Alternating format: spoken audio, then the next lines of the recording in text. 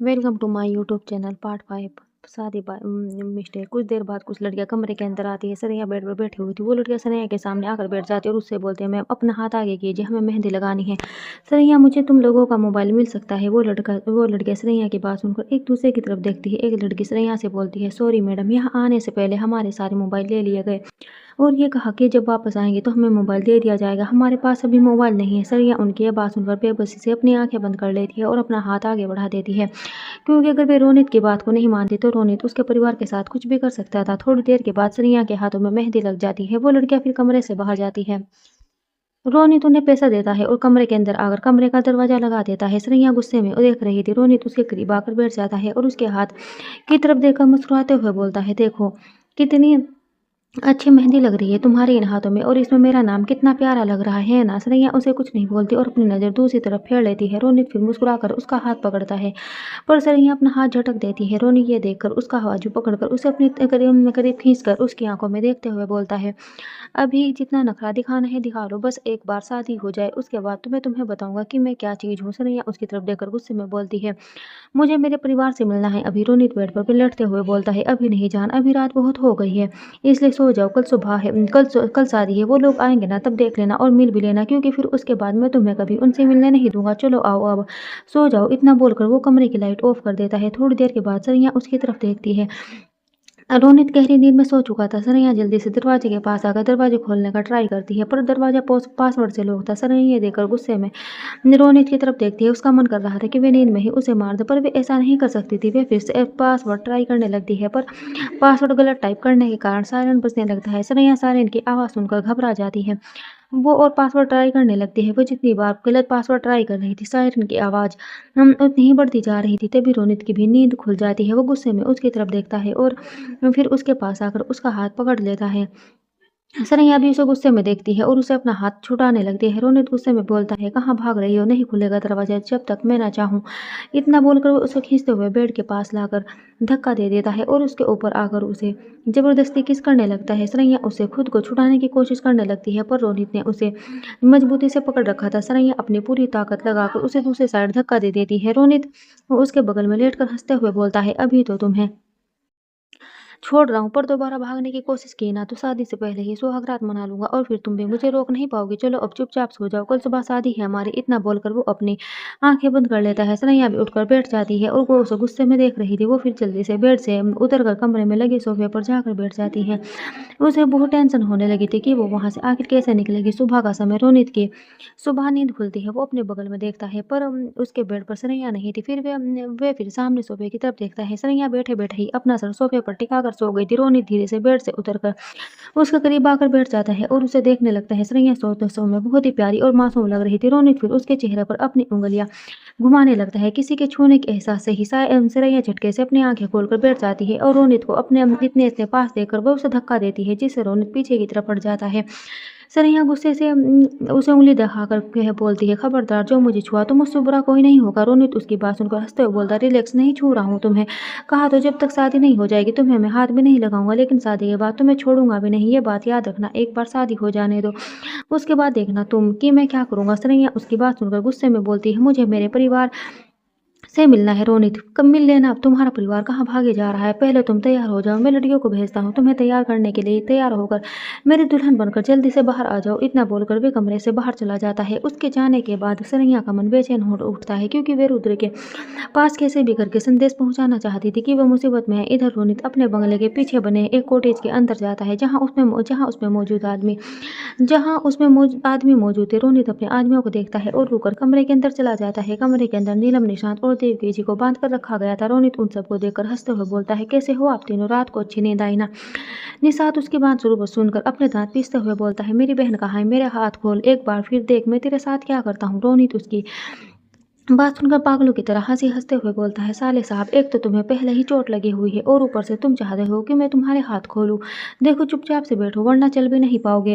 इतना मारूंगा कि जो बची खुची हड्डियां है ना वो भी टूट जाएगी। और रही तुम्हारी बहन, वो तो बिल्कुल सुरक्षित है मेरे पास, उसे कुछ नहीं। क्या है, मैं तुम लोगों को ये बोलने आया था कि अभी थोड़ी देर में मेरी और सरैया की शादी होने वाली है, इसलिए तुम तीनों सरैया तैयार हो जाओ, क्योंकि आज के बाद से तुम लोग फिर अपनी बहन सरैया को दोबारा नहीं देख पाओगे। देवकी जी रोते हुए बोलते, रोनित बेटा, तुम्हारे पापा और मेरे पति बहुत अच्छे दोस्त थे। वो चाहते थे कि तुम्हारी और सरेया की शादी पूरी रीति रिवाज और धूमधाम से हो। फिर तुम ये क्या कर रहे हो? ऐसे तुम मेरी बच्ची से शादी नहीं कर सकते। रोनित देवजी की आंखों में आंखें डालकर गुस्से में बोलता है, मैं भी यही चाहता था कि मेरी और सरिया की शादी पूरे रीति रिवाज और धूमधाम से हो, पर आपकी वो बेटी जब देखो मेरी बेइज्जती करती रहती है, और आपका ये बेटा भी मुझे धमकी देता रहता है। क्या हो गया? अगर 2-3 दिन बाद जेल चला गया, कोई गुनाह कर दिया गया, हर वक्त तुम लोग मुझे नीचा दिखाते रहते थे। जब भी तुम लोगों से अच्छे से बात की, पर नहीं, तुम लोगों को तो मेरी बात समझ ही नहीं आ रही थी। तो मैं इसी तरीके से शादी करूंगा और फिर उसे और तुम लोगों को बताऊंगा कि मैं क्या चीज़ हूँ। इतना बोलकर रोनित वहां से चला जाता है। थोड़ी देर बाद सनैया पूरी तरह से तैयार हो जाती है। वो खुद को आईने में देखती है, वो बहुत खूबसूरत लग रही थी। उसे फिर वो पल याद आता है जब उसकी शादी रुद्र से हुई थी। उस समय वे शादी से बिल्कुल भी खुश नहीं थी, क्योंकि वे अपनी दोस्ती के लिए रुद्र की शादी में गई थी, पर गलती से रुद्र की शादी उससे हो गई थी, जिस कारण वो तरीका खोज रही थी रुद्र से अलग होने का। पर आज उसे रुद्र की बहुत याद आ रही थी। उसका मन कर रहा था कि रुद्र उसके पास आ जाए और वो उसके सीने से जाकर लग जाए, क्योंकि उसकी बाहों में सनैया को सुकून जो महसूस होता था, वह रुद्र के अलावा किसी और की पत्नी नहीं बनना चाहती थी। तभी एक आवाज़ आती है, सनैया। सनैया आवाज़ सुनकर पीछे पलट कर देखती है। उसके पीछे रुद्र खड़ा था और मुस्कुरा रहा था। सनैया की आंखें भर जाती है। रुद्र को देखकर वो उसके पास भाग कर जाती है और उसके पीठ गले लग जाती है। रुद्र भी उसे अपनी बाहों में भर लेता है। रोनित के मैंशन में बाहर गार्डन में मंडप बन चुका था और पूरे गार्डन को सजाया गया था। रोनित के आदमी चारों तरफ फैले हुए थे। थोड़ी देर के बाद रोनित कमरे के अंदर आता है। सनैया अपनी ही सोच में गुम थी। रोनित उसका हाथ पकड़कर उसे अपने करीब खींच लेता है। उसके अचानक खींचने से सनैया अपने होश में वापस आती है और उसे धक्का देती है। रोनित मुस्कुराकर बोलता है, चलो हमारी शादी का समय हो गया है। इतना बोलकर वो उसका हाथ पकड़ उसे जबरदस्ती बाहर गार्डन में ले आता है। सनैया अपने चारों तरफ देख रही थी। चारों तरफ रोनित के गार्ड्स मौजूद थे और सबके हाथ में गन थी। सनैया रोनित से बोलती है, मेरा परिवार कहाँ है? मुझे पहले उनसे मिलना है, उसके बाद ही मैं तुमसे शादी करूंगी। रोनित अपने एक आदमी को इशारा करता है। वो आदमी फिर वहां से चला जाता है। थोड़ी देर के बाद हमने देवकी जी, नीलम और निशांत को वहां लाया जाता है। इन तीनों को हाथों को बांधा गया था। सनैया उन्हें देखकर भागकर उनके पास जाती है। देवकी जी अपनी आंखों में आंसू लिए सनैया से बोलती है, बेटा तू ठीक है ना? इसने तेरे साथ कुछ गलत तो नहीं किया ना? सनैया अपना सिर हिलाकर बोलती है, नहीं माँ, मैं बिल्कुल ठीक हूँ। निशांत रोनित को गुस्से में घूर रहा था। सनैया फिर नीलम के पास आती है और देवकी जी के हाथ खोलने लगती है। तभी रोनित ये देखकर गुस्से में उसका बाजू पीछे से पकड़कर उसे अपनी तरफ पलटता है और उसे अपने करीब खींच लेता है। सनैया उसके सीने पर मारते हुए बोलती है, छोड़ो मुझे। रोनित अपने दांत पीसते हुए बोलता है, किससे पूछकर तुम इनके साथ क्यों खेल रहे हो? इनके हाथ खोल लियो। मैंने बस तुम इन्हें यहाँ इसलिए बुलाया था कि हमारी शादी देख सके और तुम्हें भी आखिरी बार देख सके, क्योंकि आज के बाद से ना तो तुम इनसे कभी दोबारा मिल पाओगी और ना ये तुमसे। सनैया रोनित की बात सुनकर गुस्से में बोलती है, तुम बहुत गलत कर रहे हो रोनित, देखना तुम बहुत पछताओगे। मैं अभी भी बोल रही हूँ कि मुझे और मेरे परिवार को यहाँ से जाने दो, वरना तुम्हारी जान जाएगी तुम्हारे हाथों से। तुम अपनी मौत के खुद जिम्मेदार बन रहे हो। रोनित उसकी ये बात सुनकर उसके बाल पीछे से पकड़ लेता है, जिससे सनैया की चीख निकल पड़ती है। वो फिर सनैया की आंखों में देखते हुए गुस्से में बोलता है, अपनी बकवास बंद कर कल से ही तेरी बातें सुने जा रहा हूँ। तेरी बातें सुनकर मैं पक चुका हूँ। किसकी इतनी हिम्मत है जो मुझे हाथ भी लगा सके? अब चल, हमारी शादी का समय होगा। इतना बोलकर वो सनैया को खींचते हुए जबरदस्ती मंडप में ले जाने लगता है। देवकी जी, निशांत और नीलम ये देखकर चिल्लाने लगते हैं। वो उसे ऐसा ना करने के लिए बोल रहे थे, पर रोनित कहाँ उनकी सुनने वाला था। वो फिर सनैया को बैठने के लिए बोलता है। सनैया गुस्से में बोलती है, मैं तुमसे शादी नहीं करूंगी, मेरी शादी हो चुकी है, मैं रुद्र प्रताप सिंह की पत्नी हूँ। रोनित उसकी बात सुनकर अपने आदमियों को इशारा करता है। उसके आदमी उसका इशारा पाते ही नीलम, निशांत और देवकी जी के सर पर गन तान देता है। सनैया ये देखकर घबराते हुए बोलते हैं, नहीं, मेरे परिवार को कुछ मत करना प्लीज। रोनित तो फिर चुपचाप से बैठ मंडप पर। सनैया उसकी बात सुनकर जल्दी से बैठ जाती है। रोनित फिर अपनी गन निकालकर पंडित जी की तरफ देखता है। पंडित जी भी बहुत घबराया हुआ था। उसे देखकर ही पता चल रहा था कि उसे किस तरह इसे वहां लाया गया होगा। रोनित फिर पंडित की तरफ गन पॉइंट करके बोलता है, अबे बूढ़े, अब तुझे क्या अलग से बोलूंगा, जल्दी से जल्दी शादी शुरू कर। और हाँ, जितनी रस्म है ना उतनी ही करने। अगर जानबूझकर देर की ना शादी करवाने में इस चलते हुए हवन कुंड में तेरी चिता जला दूंगा। पंडित उसकी ये बात सुनकर घबराते हुए मंत्र पढ़ने लगता है। सनैया चुपचाप बैठी हुई थी। उसकी आंखों से अब आंसू गिरने लगे थे। उसे रुद्र की बहुत याद आ रही थी। वो अपने सामने परिवार को देखने लगती है। नीलम, निशांत और देवकी जी की आंखों में भी आंसू गिर रहे थे। वही निशांत भी मजबूर था। आखिर वे कर भी क्या सकता था? वे तीनों भी सनैया को बेबसी से देख रहे थे। रोनित धीरे से सनैया के कान में बोलता है, बस कुछ देर और उसके बाद ही शादी हो जाएगी, फिर तुम हमेशा हमेशा के लिए मेरी। उसके बाद देखो मैं तुम्हारे साथ क्या क्या करता हूँ। सनैया उसकी बात सुनकर गुस्से में उसकी तरफ देखती है। रोनित के होठों पर शैतानी हंसी आ जाती है। तभी अचानक से वहाँ का माहौल बदलने लगता है। बाहर गाड़ियाँ रुकने की आवाज़ आने लगती है। रोनित आवाज़ सुनकर अपने आदमियों को बाहर जाने देखने का इशारा करता है। उसके आदमी उसका इशारा पाते ही तुरंत मेंशन के बाहर चले जाते हैं। पर जितने भी आदमी बाहर गए थे वे सब अब तक अंदर नहीं आए थे। रोनित यह देखकर अपने एक गार्ड को बुलाता है। क्या हुआ, जाकर देख कर आइए, लोग अभी तक अंदर क्यों नहीं आए।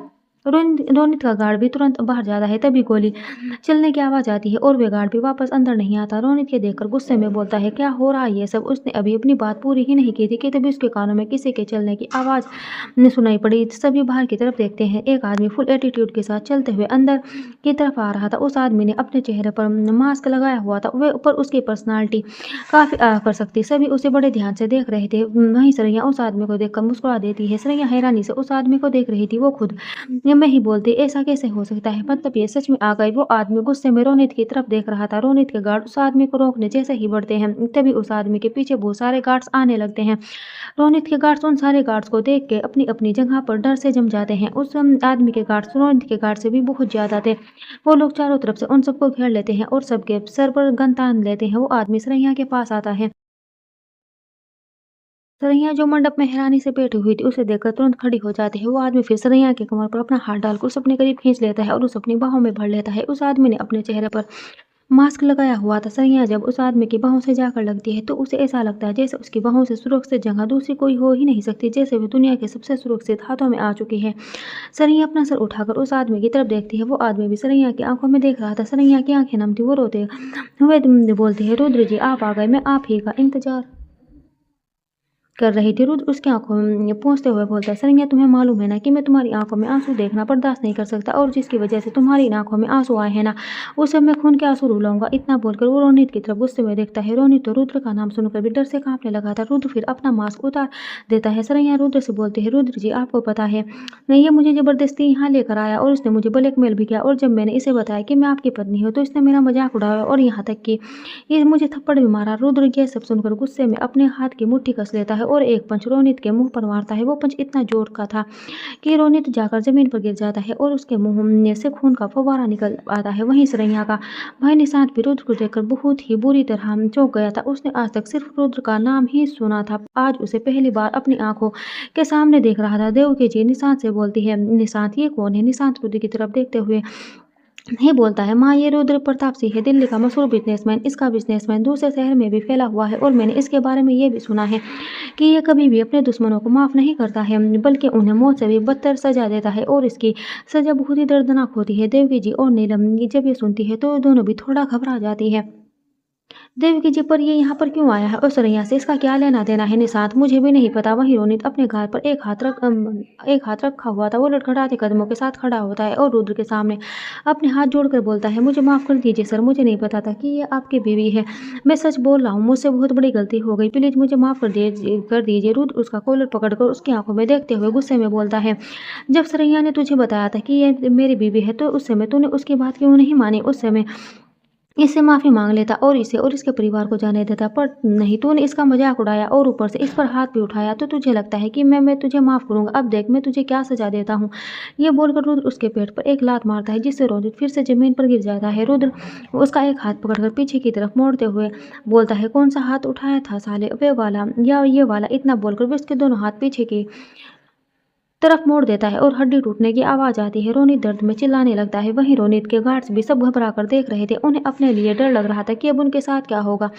रुद्र फिर जलती हुई हवन कुंड से एक लकड़ी उठाकर बोलता है, शादी करेगा वो भी रुद्र प्रताप सिंह की बीवी से, रुक करवाता हूँ मैं तेरी शादी। इतना बोलकर वह जलती हुई लकड़ी को रोनित के प्राइवेट पार्ट पर फेंक देता है जिससे रोनित की प्राइवेट पार्ट वाली जगह जलने लगती है। रोनित दर्द में चिल्लाने लगा था। सरैया यह देखकर तुरंत अपने परिवार के साथ पास भागकर चली जाती है। वहाँ खड़े रोनित के आदमियों की हालत बहुत खराब हो चुकी थी। रुद्र फिर गन निकालकर रोनित की तरफ पॉइंट करते हुए बोलता है, अब तुझे जीने का कोई हक नहीं है। अब मैं तुझे हमेशा हमेशा के लिए तेरे बुरे कर्मों से आज़ाद करता हूँ। ये बोलकर वो गन की सारी गोलियां उसके सीने में उतार देता है। कुछ ही सेकंड में रोनित की मौत हो जाती है। नीलम यह देखकर निशांत के गले लग जाती है। वहीं सरैया और देवकी जी ये देखकर बहुत ज्यादा डर गई थी। रुद्र फिर सरैया के पास आता है। सरैया उसे ही देख रही थी। रुद्र उसका हाथ पकड़कर उसे अपने करीब खींच लेता है और एक झटके में उसे अपनी बाहों में भर लेता है। उसके अचानक ऐसा करने से सरैया भी हैरान हो जाती है।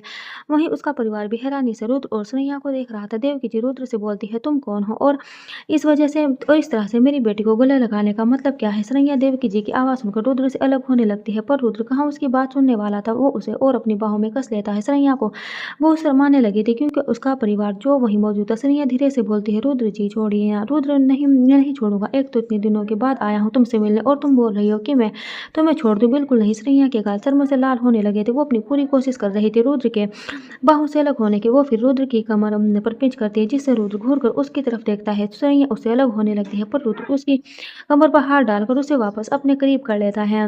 वो देवकी जी, नीलम और निशांत ये सब बहुत देर से देख रहे थे। सरैया की नजर झुकी हुई थी। उसकी हिम्मत नहीं हो रही थी कि वे अपने परिवार से नजर मिला सके। रुद्र देवकी जी से बोलता है, मैं अपनी पत्नी के गले लग रहा हूँ और मुझे नहीं लगता अपनी पत्नी के गले लगने के लिए मुझे किसी से परमिशन लेनी चाहिए। पहले ये मेरी पत्नी है और आपकी बेटी बाद में। देवकी जी रुद्र के मुंह से ये सुनकर हैरानी से उसे और सरैया को देखने लगती है। निशांत सरैया से बोलता है, सरैया क्या ये सच है? तू क्या रुद्र प्रताप सिंह की पत्नी है? निशांत को तब तक विश्वास ही नहीं हो रहा था। सरैया नजर झुकाई हुई धीरे से अपना सर हाँ में हिला देती है। रुद्र ने अभी भी अपना है हाथ उसकी कमर पर रखा हुआ था और उसे खुद से चिपका कर पकड़ा हुआ था। वो नहीं चाहता था कि अब वो सरैया से एक मिनट के लिए भी खुद से दूर करेगी। वहीं यहीं जब देवकी जी ये सुनती है तो हैरानी से बोलती है, क्या पर तेरी शादी कब हुई सरैया? और हमें इस बारे में क्यों नहीं पता है? तूने कब की शादी और तूने हमें बताया क्यों नहीं? तुझे तो मैंने पढ़ने भेजा था ना, फिर तू शादी कैसे कर सकती है? सरैया देवकी जी की बात सुनकर उनकी तरफ देखती है और रुद्र का हाथ अपनी कमर से हटाने लगती है। रुद्र गुस्से में बोलता है, नहीं सरैया प्लीज रुद्र, मुझे माँ को समझाने दीजिए, फिर मैं आपके साथ चलने के लिए तैयार हूँ। रुद्र उसकी बात सुनकर उसे छोड़ देता है। सरैया फिर देव जी के पास आकर घुटने पर बैठ जाती है और उन्हें सब कुछ बताती है कि कैसे उसके रुद्र की शादी हुई थी। देवकी जी, नीलम और निशांत सरैया की बात सुनकर बुरी तरह से चौंक जाते हैं। नीलम सरैया से बोलती है, इसलिए उस मॉल के मैनेजर ने तुझे मैडम बोला था और वो कार्ड जो तूने मैनेजर को दिखाया था उसके दिखाते ही मैनेजर ने हमसे बिल नहीं लिया और तो और हम दोनों को बाहर छोड़ने तक आया था और उस पुलिस वाले को भी तूने ही सस्पेंड करवा दिया। मतलब ये सब रुद्र कर रहे थे। सरैया धीरे से अपना सर हिलाकर बोलती है, हाँ भाभी, मैंने रुद्र जी का दिया हुआ कार्ड उस मॉल के मैनेजर को दिखाया था और उस पुलिस वाले को सस्पेंड करवाने के लिए भी रुद्र जी को कहा था। मैंने इन्हें कॉल किया था और जब भाई को हॉस्पिटल एडमिट करवाया गया था तो वहाँ डॉक्टर की टीम जो पहले से मौजूद थी वो सब भी रुद्र जी ने करवाया था। देवकी जी, पर मैं शादी को नहीं मानती क्योंकि शादी सिर्फ दो लोगों की ही नहीं बल्कि दो परिवारों का भी बंधन होता है और हम सबको पता ही नहीं था। और यहाँ तक कि सरैया ने बताया कि उसकी शादी गलती से हुई है, तो इस शादी में को मैं नहीं मान सकती। रुद्र देव जी की बात सुनकर गुस्से में बोलता है, आपके ना मानने से मुझे कोई फर्क नहीं पड़ता। सरैया मेरी पत्नी है और ये बात सच है। बाकी आप ये दुनिया क्या सोचती है मुझे उससे कोई मतलब नहीं है। वो फिर सरैया का हाथ पकड़कर बोलता है, चलो अब सरैया कहाँ रुद्र अपने घर और कहाँ पर मेरा परिवार इंद्र ये रुद्र, उसकी चिंता मत करो, मेरा आदमी इन्हें घर पहुंचा देंगे और तुम अब मेरे साथ चल रही हो, मुझे अब कुछ नहीं सुनना है। इतना बोलकर वे सरैया को वहां से ले जाने लगता है।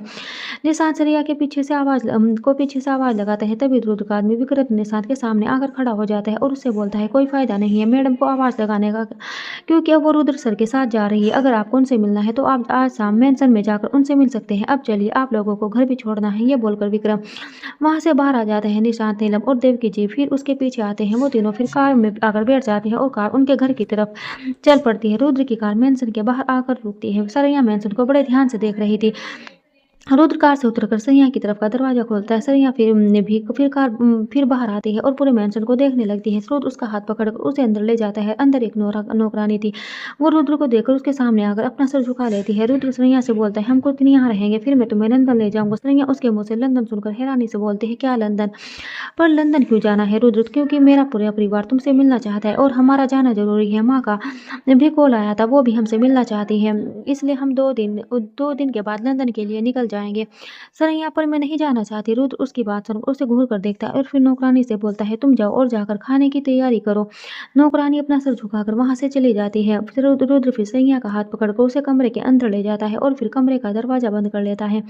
सरैया उस कमरे को देखकर रुद्र से बोलती है, ये किसका कमरा है? रुद्र, मेरा कमरा है, पर आप इस शहर में पहली बार आए हैं ना, फिर ये मेंशन और यह कमरा, मेरी तो कुछ समझ में नहीं आ रहा है। मैं इससे पहले भी यहाँ आ चुका हूँ और मैं यहाँ आता जाता हूँ। वहाँ मेरे रहने के लिए एक मेंशन का इंतजाम मेरे आदमी करवा भी देते हैं।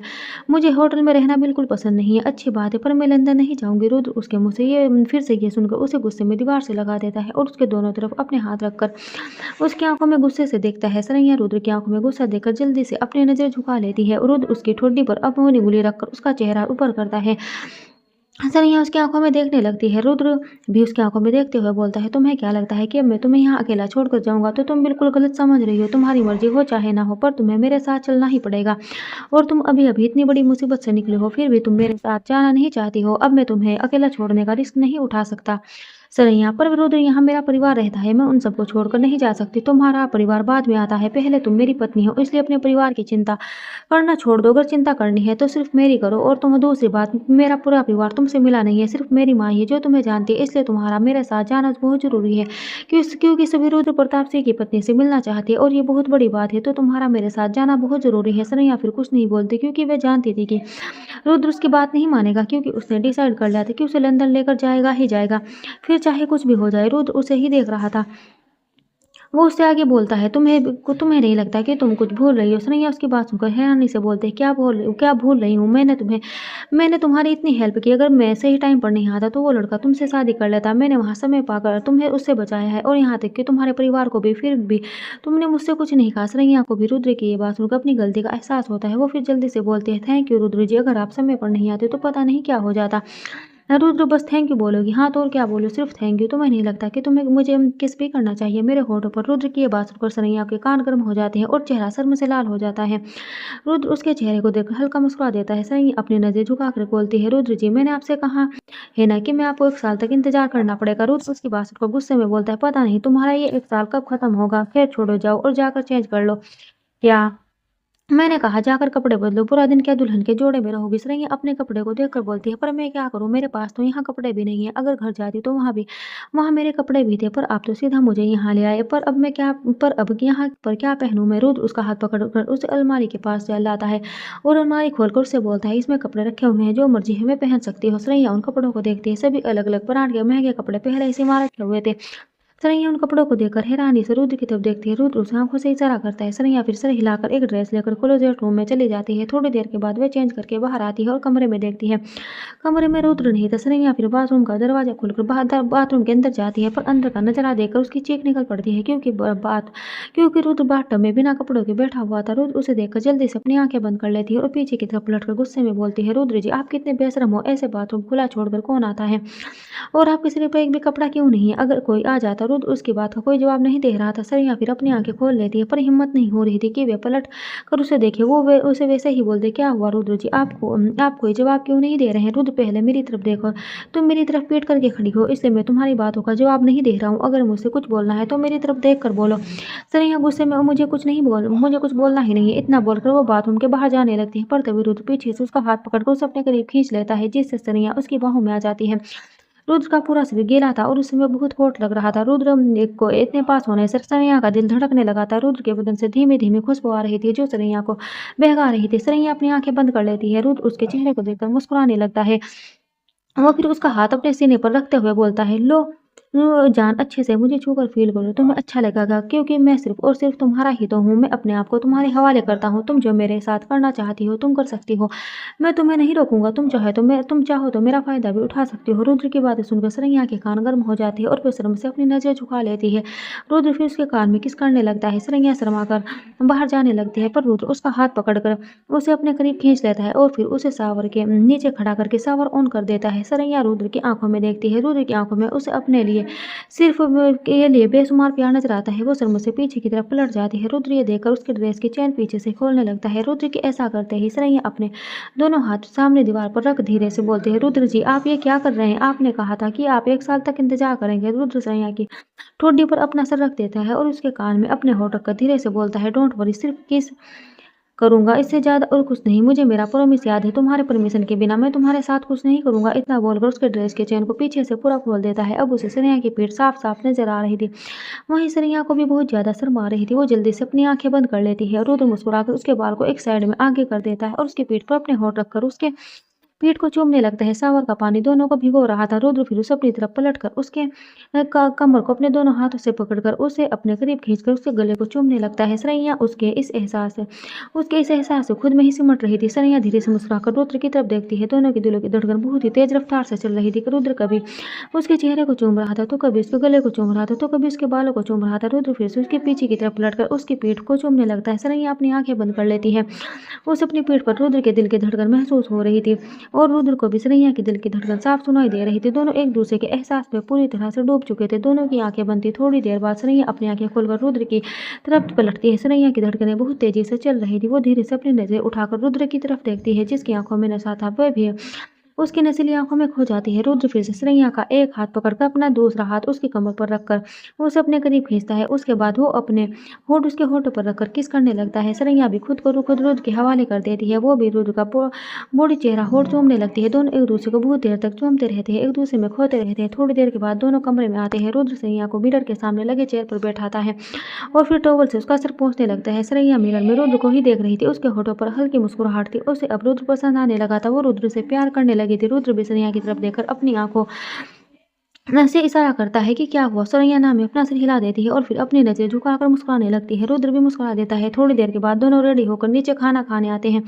घर की नौकरानी खाना रखकर चली जाती है। रुद्र सरैया को देखता है। सरैया क्या हुआ, खाना खाइए। नहीं, मुझे अपने हाथों से खिलाओ। मैं क्यों खिलाऊं, आप बच्चे होगा जो मैं आपको अपने हाथों से खिलाऊं। आज खाऊंगा तो मैं तुम्हारे हाथों से ही, वरना आज मैं पूरा दिन भूखा रहूंगा। ठीक है, तो फिर रहिए भूखे। इतना बोलकर वो अपना खाना खाने लगती है। रुद्र उसे ही देख रहा था। सरैया को भी उसकी नजर अपने ऊपर फील हो रही थी और पर वो उसकी तरफ नजर उठाकर नहीं देख रही थी। खाना खाने के बाद सरैया जाने लगती है। रुद्र वहीं बैठा हुआ था। वो उसे नहीं रोकता। करीब 2 मिनट के बाद सरैया वापस आकर रुद्र के बगल में बैठती हुई बोलती है, आप ना बहुत जिद्दी है। इतना बोलकर वो खाने का निवाला उसकी तरफ बढ़ा देती है। रुद्र उसकी बात सुनकर मुस्कुराकर बोलता है, तुम्हारे प्यार को पाने के लिए अगर मुझे जिद्दी भी होना पड़े ना तो मुझे ये मंजूर है सरैया। अच्छा ये बात है, और अगर मैं नहीं आती तो क्या आप पूरा दिन भूखे रहते। रुद्र उसका हाथ थामकर उसकी आंखों में देखते हुए बोलता है, मुझे पता था कि तुम जरूर आओगी। तुम मुझे भूखा नहीं रहने दोगी। जिस तरह से तुम्हें मेरे ऊपर विश्वास था कि मैं तुम्हें उस लड़के से बचाने आऊंगा, तुम्हारी शादी उससे नहीं होने दूंगा, वैसे ही मुझे तुम पर पूरा विश्वास है। अब इतना तो तुम्हारे साथ रहते रहते तो मैं जानने लगा हूँ। तुम कहती नहीं हो पर मैं जानता हूँ कि तुम भी मुझसे अब प्यार करने लगी हूँ। सरैया उसकी बात सुनकर मुस्कुराकर अपनी नजर झुका लेती है। तभी विक्रम अंदर आता है और रुद्र के सामने अपना सर झुकाकर बोलता है, सर मैडम की फैमिली आई है और वो इनसे मिलना चाहती है। सरैया और रुद्र विक्रम की आवाज सुनकर उसकी तरफ देखने लगते हैं और सरैया विक्रम की बात सुन उठते हुए बोलते, क्या माँ आई है, मैं अभी जा रही हूँ माँ से मिलने। इतना बोलकर वो जैसे ही जाती है तभी रुद्र उसका हाथ पकड़कर उसे अपनी गोद में खींच लेता है। सरैया सीधा उसकी गोद में आकर बैठ जाती है। रुद्र उसकी कमर को पकड़ते हुए बोलता, इतनी भी जल्दी क्या है जाने की। सरैया विक्रम की तरफ देखने लगती है। उसे बहुत शर्म आ रही थी क्योंकि विक्रम अभी भी वहां खड़ा था और रुद्र ने सरैया को इस तरह से अपनी गोद में जो बिठा लिया था। पर विक्रम अपना सर झुकाकर अपनी नजरें नीचे करके खड़ा था, क्योंकि अगर वह एक बार भी नजर उठाकर सरैया की तरफ देखता तो रुद्र उसकी आंखें निकाल लेता। इसलिए विक्रम की हिम्मत नहीं थी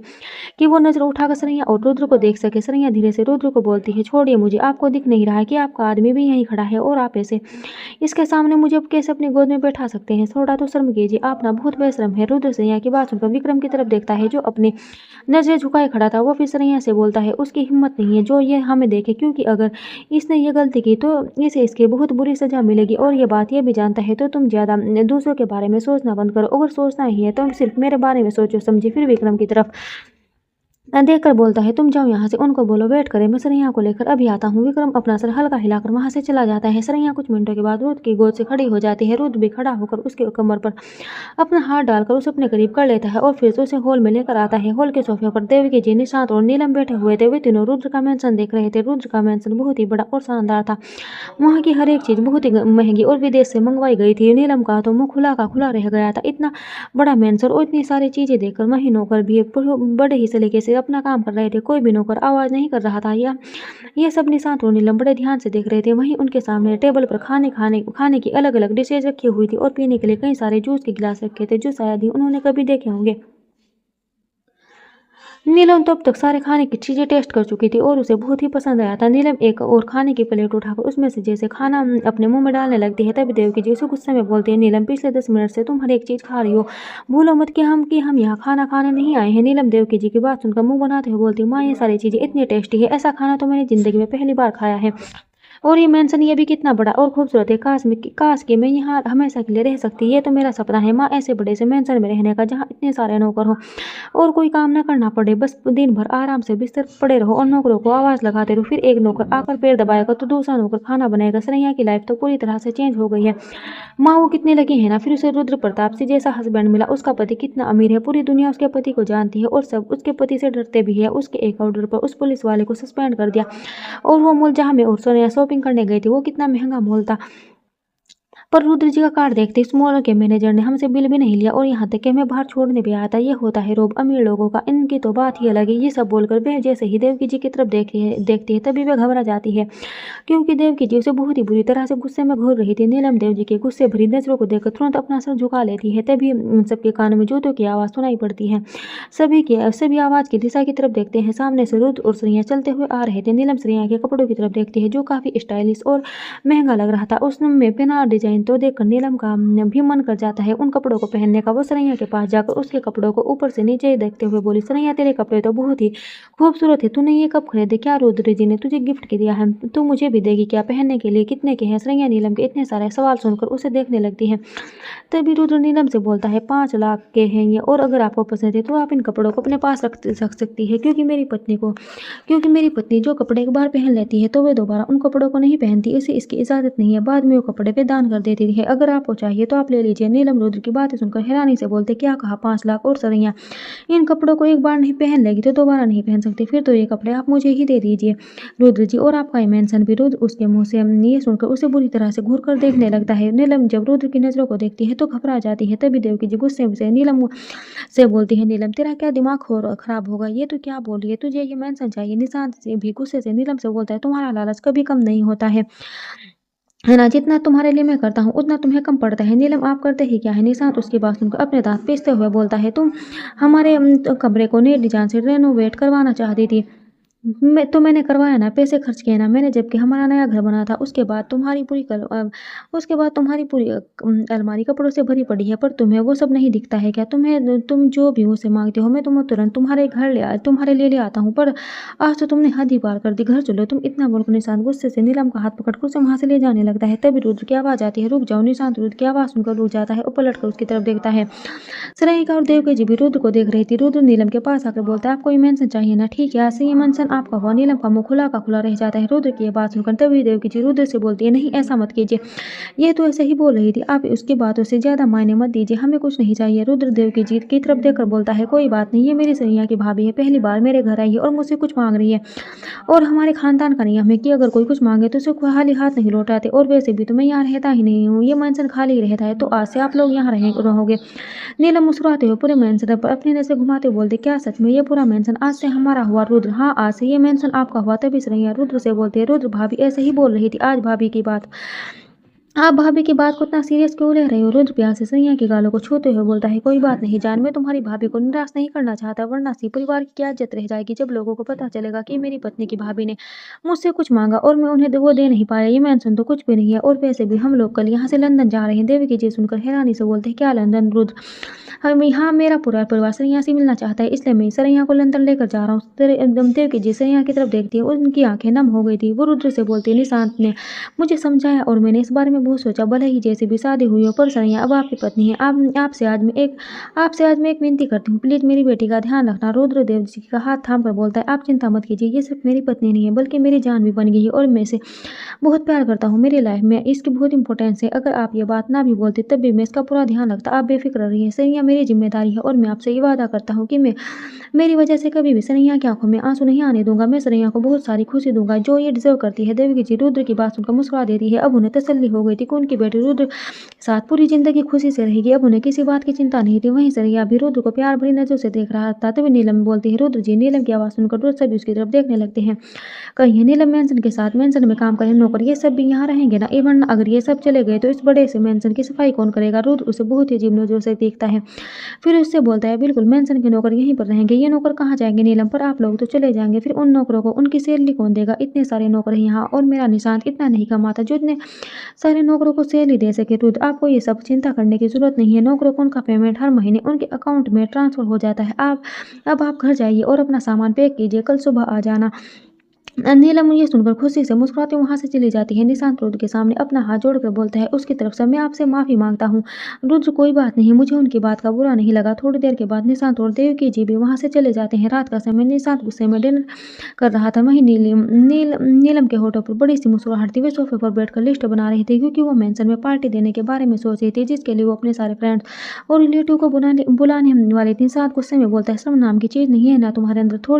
तुम्हें थोड़ी सी भी शर्म नहीं आ रही है क्या तुमने आज क्या किया? नीलम निश्चय करते हुए बोलती, शर्म किस बात की निशांत? तुमने रुद्र सर से उसका मेंशन मांग लिया और बोलती हो शर्म किस बात की? वो मेरी बहन के पति है, थोड़ा तो शर्म कर लेती। कुछ मांगने से पहले मैंने क्या कोई कमी छोड़ी थी? जो तुमने रुद्र सर से उनका मेंशन मांग लिया, पता नहीं वो क्या सोच रहे होंगे हमारे बारे में। कहीं तुम्हारे कारण मेरी बहन को कुछ सुनना ना पड़ जाए। उन सब की चिंता नहीं है ना तुम्हें? उल्टा लिस्ट बना रही हो, पार्टी दोगी। एक बात ध्यान से सुन लो, तुम कल सुबह मेरे साथ चलियो और रुद्र सर से माफी मांगोगी और ये बोलोगी कि तुम्हें मेंशन नहीं चाहिए, समझ आया? नीलम निषाद की बात सुनकर गुस्से में बोलती है, मैं रुद्र सर से कोई माफी नहीं मांगूंगी और न ही मेंशन के बारे में कुछ बोलूंगी। तुमने अब पता सुना नहीं कि रुद्र सर ने क्या कहा? वो लोग कल लंदन जा रहे हैं और वैसे भी उनके जाने के बाद तो उनका मेंशन खाली ही रहेगा ना। तो एक तरह से हम तो उनकी मदद ही कर रहे हैं ना, उनके मेंशन की अच्छी तरह से देखभाल करके। और उन्होंने क्या कहा था कि उनके पास बहुत सारे मेंशन है, तो एक मेंशन दान में दे दिया। तो इसमें इतना बात क्यों बना रहे हो? तुम अगर पूरी जिंदगी मेहनत करोगे ना तब भी वैसा मेंशन मेरे लिए नहीं बना पाओगे। और रही बात पार्टी की, तो मैं कल शाम को अपने सारे दोस्तों और अपने ससुराल में से सबको बुला रही हूँ। इस बारे में अब और कोई बात नहीं करना चाहती, मुझे नींद आ रही है, फिर मुझे सुबह उठकर पैकिंग भी करनी है। Good night. इतना बोलकर वो इतराते हुए वहां से चली जाती है। निशांत देवकी जी की तरफ देखता है। देवकी जी उसे समझाते हुए बोलती है, बेटा तू तो नीलम के स्वभाव को अच्छी तरह जानता है ना। जो चीज उसे एक बार पसंद आ जाती है फिर वो पूरी जान लगा देती है उस चीज को हासिल करने में। रहने दे, अब ज्यादा नाराज मत हो। मुझे तो इस बात की खुशी हो रही है कि मेरी सरैया को बहुत अच्छा जीवन साथी मिला है जो उसे पूरी जिंदगी खुश रखेगा। निशांत भी देवकी जी की बात सुनकर मुस्कुराते हुए बोलता है, आपने सही कहा माँ, सरैया रुद्र के साथ पूरी जिंदगी खुशी से रहेगी। अब मेरी भी टेंशन दूर हो चुकी है। सरैया की शादी को लेकर वहीं दूसरी तरफ रुद्र और सरैया डिनर करने के बाद कमरे में आते हैं। सरैया अलमारी से कपड़े निकालकर क्लोजेट रूम में कपड़े चेंज करने चली जाती है। थोड़ी देर के बाद वे कपड़े चेंज करके बाहर आ जाती है और रुद्र की तरफ देखती है। रुद्र सोफे पर बैठा हुआ था और लैपटॉप पर कुछ काम कर रहा था। उसने अपना शर्ट खोलकर साइड सोफे पर रखा हुआ था। उसके सिक्स पैक एब्स देखकर संतोष सरैया खो सी गई थी। वो बिना पलके झपकाए उसके परफेक्ट बॉडी को ही देख रही थी। तभी रुद्र लैपटॉप में काम करते हुए बोला, ऐसे मत देखो मुझे वरना मैं अपना कंट्रोल खो दूंगा। सरैया उसके अचानक बोलने से चौंक जाती है और जल्दी से अपनी नजर दूसरी तरफ फेर लेती है। उसे बहुत हैरानी होती है क्योंकि रुद्र तो लैपटॉप में काम कर रहा था। फिर उसे कैसे पता चला कि सरैया उसे देख रही थी? रुद्र अपना लैपटॉप बंद करके सरैया की तरफ देखता है और उसके करीब आकर उसके कमर पर अपने हाथ डालकर उसे अपनी बाहों में भरते हुए बोलता है, अब मैं तुम्हारे करीब खड़ा हूँ, अब मुझे अच्छे से देख सकती हो। ऐसे चोरी छुपे क्यों देख रही थी? तुम्हें क्या लगा था कि मुझे नहीं पता नहीं चलेगा? मैं तो तुम्हारी सांसों की हर तक सुन सकता हूँ, फिर तुम्हारी नजरों को अपने ऊपर महसूस कैसे नहीं कर पाता? सरैया रुद्र की बात सुनकर शर्म से अपनी नजर झुका लेती है। रुद्र फिर से अपनी गोद में उठा लेता है और बेड पर लेटा देता है। सरैया उसे ही देख रही थी। रुद्र फिर उसके ऊपर आकर उसके होठों के करीब अपने होठ लाने लगता है। सरैया देखकर उसके होठों पर अपने हाथ रखकर बोलते हैं, रुद्र जी आप शायद भूल रहे हैं कि मैंने आपको 1 साल का समय मांगा था। रुद्र ये बात सुनकर उसका हाथ अपने होठों से हटाकर बोलता है, तुम्हारा वो 1 साल मुझे बहुत गुस्सा दिलाता है। देखो अब मैं कंट्रोल नहीं कर पाऊंगा। सरैया इससे पहले कुछ बोलती तब तक रुद्र उसके होठों पर अपने होठ रखकर किस करने लगता है। सरैया अपनी आंखें बंद कर लेती है। रुद्र उसे डीप किस कर रहा था। थोड़ी देर में सरैया की सांसें फूलने लगती है पर रुद्र अभी भी उसे किसी कर रहा था। सरैया उसे अपने ऊपर से हटा भी नहीं पा रही थी क्योंकि रुद्र का वजन ज्यादा था। सरैया फिर उसके होठों पर अपने हाथ दांतों से बाइट करती है जिस कारण रुद्र किस करते हुए रुक जाता है और उसे देखकर हंसते हुए बोलता है, मेरी जंगली बिल्ली आई लव यू, तुम्हारा ये अंदाज मुझे बहुत पसंद है। इतना बोलकर वो सरैया के गले में किस करने लगता है। सरैया भी उसके बालों और पीठ पर अपने हाथ घुमाने लगती है। रुद्र फिर कमरे की सारी लाइट ऑफ कर देता है। थोड़ी देर के बाद सरैया और रुद्र एक दूसरे की बाहों में सुकून से सो जाते हैं। सुबह का समय सरैया की नींद खुलती है। वो अपने बगल में देखती है पर वहां रुद्र नहीं था। वो नहाने चली जाती है। थोड़ी देर के बाद वो नहाकर बाहर कमरे में आती है। तभी रुद्र उसके पास आकर बोलता है, गुड मॉर्निंग। जहाँ सरैया मुस्कुराकर उसे गुड मॉर्निंग बोलती है। रुद्र अपना गाल आगे करके बोलता है, ऐसे नहीं, पहले गुड मॉर्निंग किस दो। सरैया कोई किस नहीं मिलेगी, चुपचाप से जाइए और जाकर रेडी हो जाइए, हमें एयरपोर्ट भी जाना है वरना हम लेट हो जाएंगे। रुद्र उसका हाथ पकड़कर उसे दीवार से लगा देता है और उसकी आंखों में देखते हुए बोलता है, मैंने कहा पहले गुड मॉर्निंग किस दो, मुझे कोई लेट नहीं हो रहा और तुम शायद भूल रही हो कि हम प्राइवेट प्लेन से जाएंगे। अब पर चलो किस करो मुझे। सरैया फिर से अपना सिर ना में हिला देती है। रुद्र ठीक है फिर मैं किस अपने तरीके से ले लेता हूँ। इतना बोलकर वो जैसे ही अपने होठ उसके होठों के करीब लाने लगता है तभी सरैया अपने दोनों हाथों से अपने होठ ढक लेती है। रुद्र उसकी आंखों में देखकर बोलता है, अपने हाथ हटाओ। नहीं मैं अपनी पूरी कोशिश करूंगी आपको रोकने की। रुद्र उसकी यह बात सुनकर अपनी एक आईब्रो उठाकर बोलता है, अच्छा पूरी कोशिश करोगी, ठीक है मैं देखता हूँ तुम कब तक ऐसे ही खड़ी रहती हो। तुम तो जानती हो ना कि मैं बहुत जिद्दी हूँ। मैं तब तक तुम्हें यहाँ से नहीं जाने दूंगा तब तक तुम मुझे किस नहीं करती। सरैया उसे कुछ नहीं बोलती। वे अपने होठों पर अपने हाथों से ढके हुए ही उसे देख रही थी। रुद्र भी उसके दोनों तरफ अपने हाथ किए हुए उसकी आंखों में देख रहा था। कुछ देर बाद सरैया अपना हाथ हटा लेती है। क्या हुआ, कोशिश नहीं करनी मुझे रोकने की, कर लो। कोशिश नहीं, मैं जानती हूँ आप मुझे यहाँ से जाने नहीं देंगे और ना ही आप जाएँगे, इसलिए आप मुझे किस कर लीजिए। रुद्र ये सुनकर मुस्कुरा देता है, फिर उसके होठों पर अपने होंठ रोककर किस करने लगता है। सरैया अपनी आँखें बंद कर लेती है। कुछ देर की लंबी किस के बाद रुद्र उसके होठों से अलग होता है। दोनों लंबी सांसें ले रहे थे। रुद्र उसके माथे पर किस करके बोलता है, तुम चलो मैं आता हूँ। सरैया कमरे के बाहर चली जाती है। थोड़ी देर के बाद रुद्र भी रेडी होकर नीचे हॉल में आता है। सरैया अपनी माँ और अपने भाई से सोफे पर बैठकर बात कर रही थी। वहीं नीलम मेंशन को घूम-घूम कर देख रही थी। वो फिर रुद्र को देखकर उसके पास आ जाती है और मुस्कुरा कर बोलती है, रुद्र जी आप लोग कब निकलेंगे एयरपोर्ट जाने के लिए। रुद्र उसकी बात सुनकर उसे घूर कर देखते हुए बोलता है, क्यों आपको बहुत जल्दी है हमें यहाँ से भेजने की। नीलम रुद्र की बात सुनकर थोड़ा घबरा जाती है और कहती है, नहीं मेरे बोलने का मतलब यह था कि आप लोगों को लेट ना हो जाए इसलिए, वरना आप जब तक चाहे यहाँ रुक सकते हैं। रुद्र कोई जवाब नहीं देता और फिर सरैया के पास आ जाता है। सरैया रुद्र को देखकर खड़ी हो जाती है। देवकी जी भी रुद्र के सामने अपने हाथ जोड़कर नमस्ते बोलती है। रुद्र भी उन्हें नमस्ते बोलता है। देवकी जी आप लोग वापस कब आएंगे।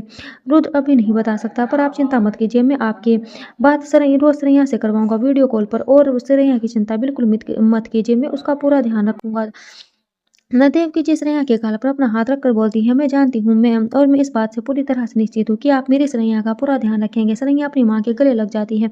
देवकी जी भी प्यार से उसके माथे पर किस करती है। निशांत भी फिर सरैया के गले लगकर बोलता है, अपना ध्यान रखना। सरैया हाँ में अपना सर हिला देती है। तो फिर भी नीलम के पास आकर बोलती है, भाभी मेंशन को बाद में देख लेना, अभी मुझसे तो मिल लो, मैं जा रही हूँ, फिर पता नहीं कब आपसे मुलाकात होगी। नीलम सरैया की बात सुनकर मुस्कुरा देती है और उसके गले लग जाती है। सरैया भी मुस्कुराकर उसे गले लगाती है। रुद्र ये देखकर मुंह बना लेता है, क्योंकि उसे नीलम पर गुस्सा आने लगा था, इसलिए वह सरैया को नीलम से दूर ही रखना चाहता था। रुद्र इतना जान गया था कि नीलम बहुत ही मतलबी औरत है, जो अपने मतलब के सामने किसी को कुछ नहीं समझती। वो फिर सरैया के पास आकर उसका हाथ पकड़कर उसे नीलम से अलग करते हुए बोलता है, बहुत गले लग लिया तुमने अपनी भाभी से, अब हमें एयरपोर्ट चलना चाहिए, हमें लेट हो रहा है सरैया, पर हमने तो अभी तक ब्रेकफास्ट भी नहीं किया है, वो प्लेन के अंदर कर लेना, चलो अब। सरैया फिर देवकी जी के पास आकर उनके गले लग कर बोलती है, माँ मुझे याद करके रोना नहीं, मैं आपसे रोज बात करूंगी। देवकी जी अपना सर हाँ में हिला देती है। सरैया फिर रुद्र के पास साथ बाहर आती है। देवकी जी और निशांत भी उसे छोड़ने बाहर तक आते हैं। सरैया कार में बैठती है। रुद्र भी उसके बगल में बैठता है। ड्राइवर कार से एयरपोर्ट की तरफ मोड़ देता है। थोड़ी देर में दोनों एयरपोर्ट पहुंचते हैं। एयरपोर्ट के बाहर रुद्र के गार्ड मौजूद थे। सरैया और रुद्र कार से उतरकर एयरपोर्ट के अंदर चले जाते हैं, जहां रुद्र का प्राइवेट प्लेन था। रुद्र सरैया का हाथ पकड़ उसे प्लेन के अंदर ले जाता है। सरैया अंदर जाकर देखती है, अंदर सोफा लगा हुआ था, टीवी लगा था और वहां था एक कमरा जहां बेड भी था। ये सब सरैया पहली बार देख रही थी। वो रुद्र से बोलती है, रुद्र जी ऐसा प्लेन तो मैंने पहली बार देखा है, ये कितना अच्छा है। रुद्र मुस्कुराकर उसे सोफे पर बैठा देता है और उसके बगल में बैठते हुए बोलता है, तुम्हें अच्छा लगाना है, बस मुझे ये जानकर बहुत खुशी हुई। सरैया मुस्कुराकर उसके कंधे पर अपना सर रख लेती है और खिड़की से बाहर देखने लगती है। मैं प्लेन थोड़ी देर में उड़ान भर देता है। Thanks for watching, bye bye.